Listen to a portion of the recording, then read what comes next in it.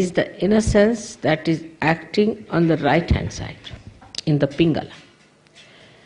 And that is also, it is very much related to prana.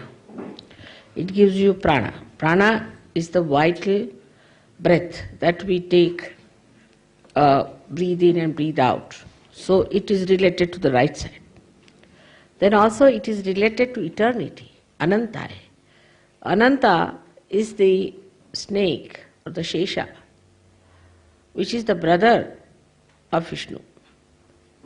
So it is he who is represented here as Kartikeya. He is called as Ananta. So he is the fire.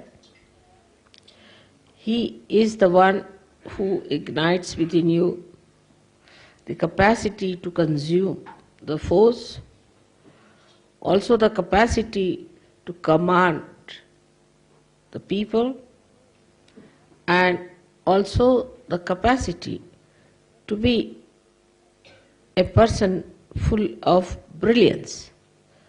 You see, an innocent person could be very brilliant.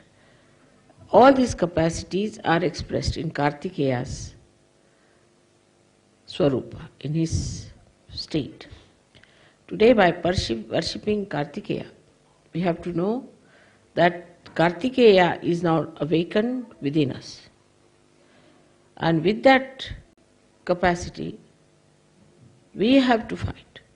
Ultimately, he is the Nishkalanka. He is the one who is the final. So, from Ganesha to Christ to Nishkalanka. These are the three stages into which the innocence has gone. From Ganesha to Kartikeya, and now to Christ. And from Christ to Nishkalanka. In the form of Nishkalanka, he is innocent, so there is no kalanka, there is no spot on him, nothing. He is absolutely clean, immaculate. Plus, he is fiery. Plus, he has all the qualities of Ekadasha Rudra. Means the 11 qualities or the forces of Shiva, which can kill. So he has a capacity to kill and destroy, that is evil, and to give blessings and courage to his followers.